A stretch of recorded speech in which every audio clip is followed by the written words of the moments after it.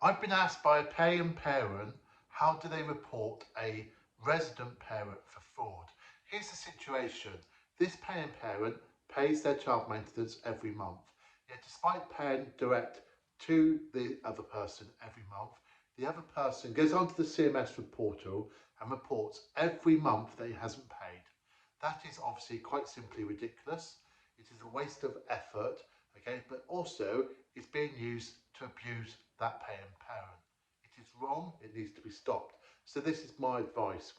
If you pay your child maintenance on time and the person you pay it to is claiming that you haven't and they report, then you need to actually fight back. First time, maybe let them get away with it. But if it happens again, what you do is this. First of all, you contact the CMS, you prove the payment.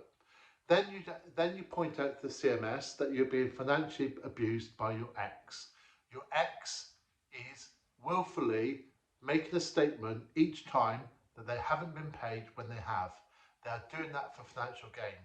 Okay? That, to my mind, is also financial abuse. So what you do is you speak to the CMS and you ask for a dedicated caseworker who can deal with financial abuse cases, and you push for that until you get one.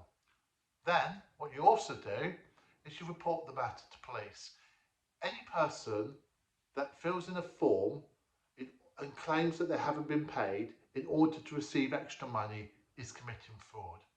Okay? It comes under the banner of the 2006 Fraud Act. It's Section 2, fraud by false representation. So you are claiming falsely, or they are claiming falsely, that they haven't been paid to make financial gain. Now this particular offence is significant because they don't actually have to receive any money. The fact that they keep on claiming it and they might potentially receive money is enough to actually end up with a conviction. Now, if someone just does this the once, it's not going to go that far. But if someone does this every single month, it will, okay? It is a form of abuse. Then, of course, what you need to look at is the 2021 Domestic Abuse Act. Financial coercion, control people's finances, acting in a way to stop people spending their money how they want. It's wrong, okay? So you need to look at that. Now, you can go to your local police force, and I suspect the first time you do it, they'll just fob you off. So you report the following month, then the month after. And once you've reported 3 times, if they haven't taken any action, what I then suggest you do is write to the Chief Constable and ask the Chief Constable why their police force is supporting financial abuse. Okay? Why is the police force not doing something about it? So you report it to the police. Different forces will treat it in different ways. What you don't do, no point in reporting it to action fraud. It's not a thing that action fraud deal with. You need to speak to your local police. Okay? Once you've spoken to them, you also need to follow up with the child maintenance service. Okay? When you speak to the police, it's not just a case of fraud, it is also financial abuse. Let's stamp this out, okay? This is a problem, it needs to be dealt with. It is a total waste of the paying parent's time, and it's a total waste of invaluable CMS resources, okay?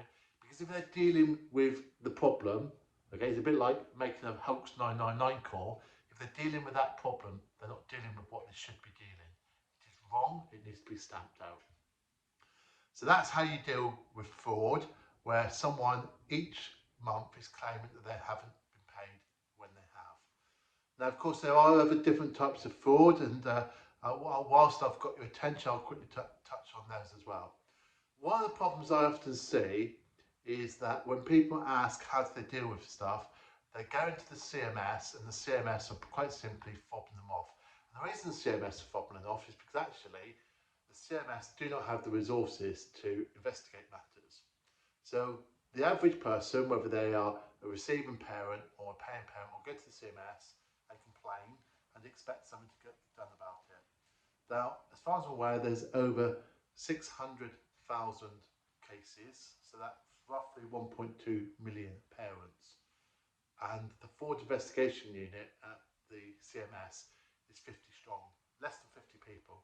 Okay, so most stuff needs to be stamped out at a different way. And the way to do that is to actually speak to the DWP or the HMRC because their records are used for CMS business.